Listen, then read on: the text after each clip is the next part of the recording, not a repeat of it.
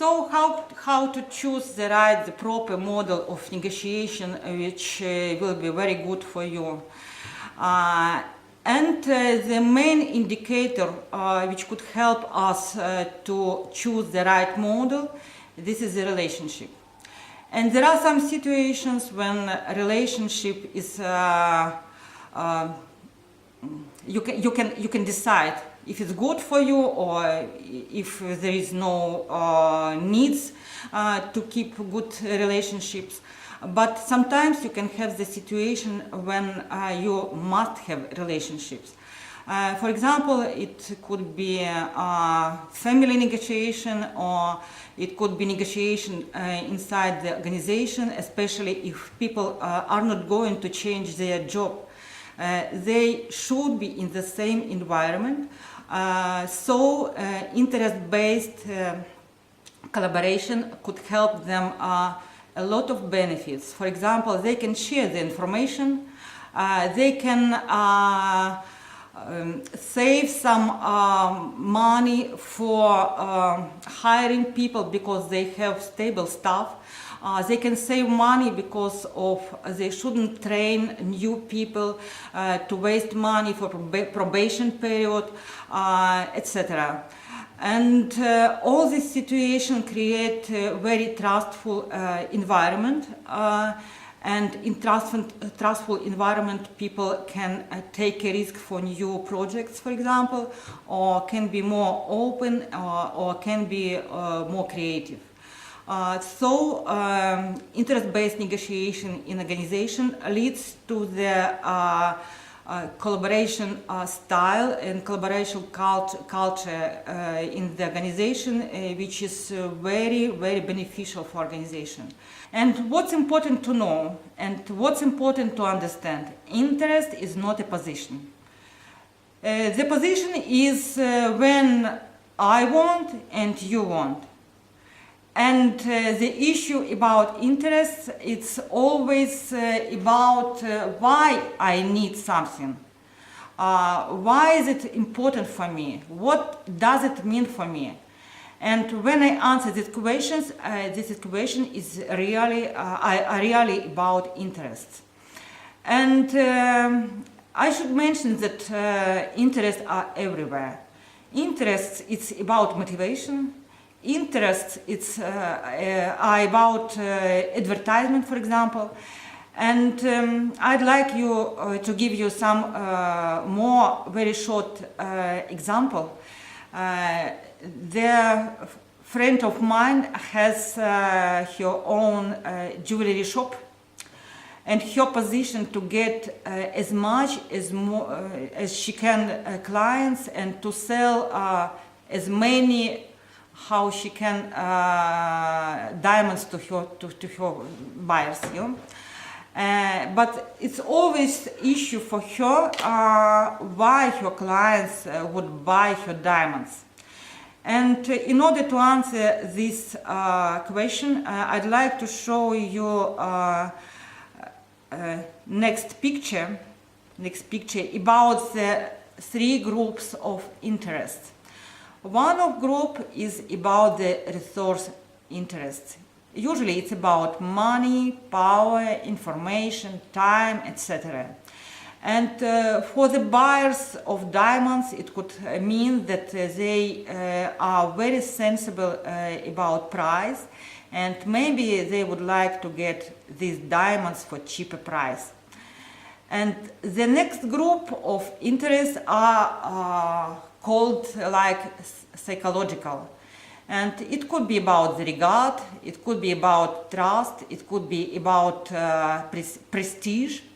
And for diamonds buyers, it could mean maybe they would like to have exclusive diamonds which nobody else could buy.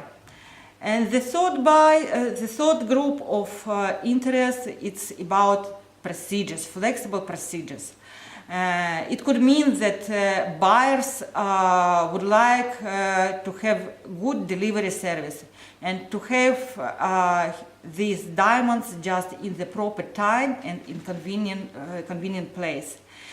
So next please click. Yeah.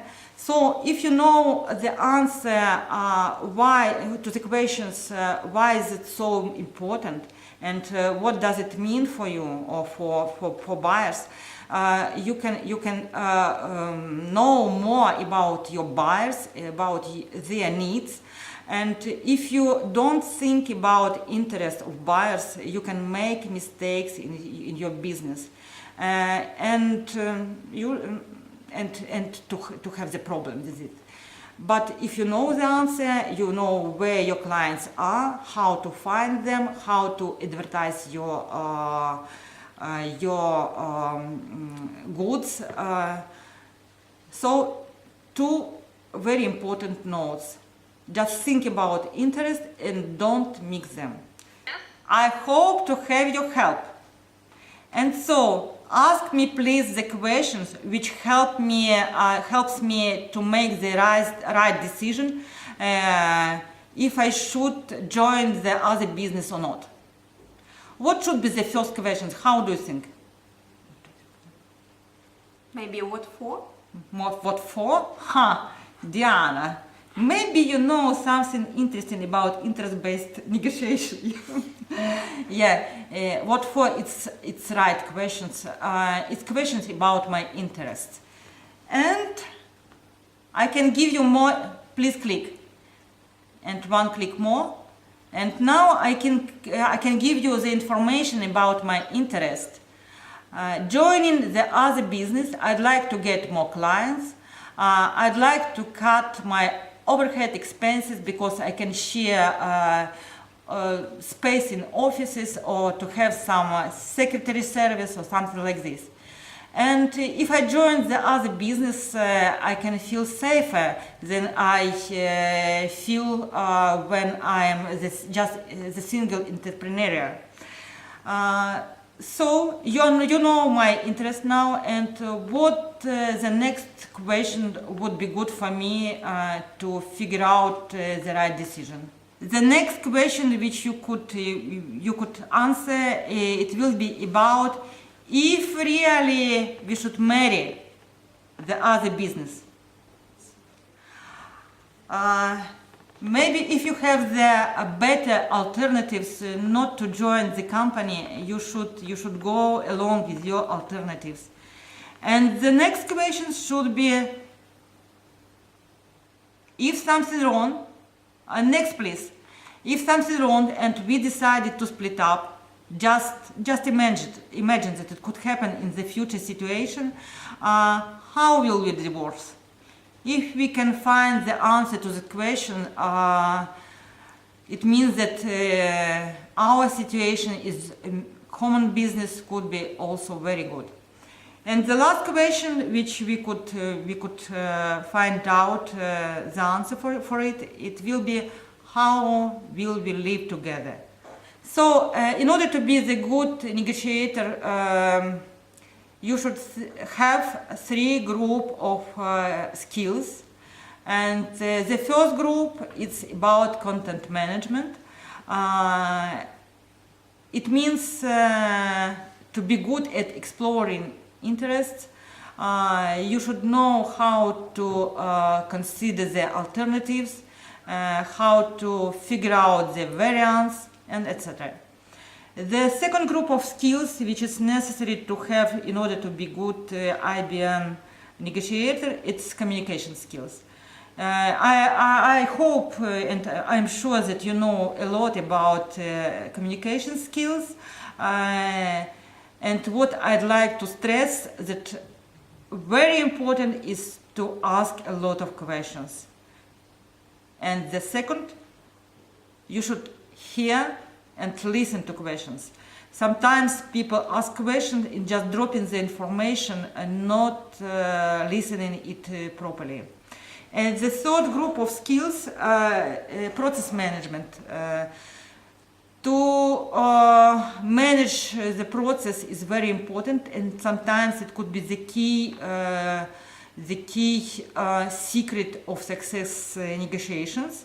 And it could mean to know well about stages of negotiation, about who is right participants, what their roles, what should be the configuration of steps, and etc. If you decide to choose interest-based negotiation, you just should remember that following by interest you can get more value.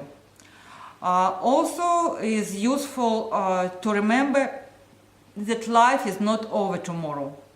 It means that good relationship could provide you with additional benefits today or in the future. And the third thing which I'd like just to stress is sometimes you just must have relationship. You have no choice. For example, if you're in family and if you have your negotiation with wife, husband, with your relatives, you have no choice. You should save your relationship. And how to save relationship and how to get the best results for everybody. All these answers you can find through the interest-based negotiation.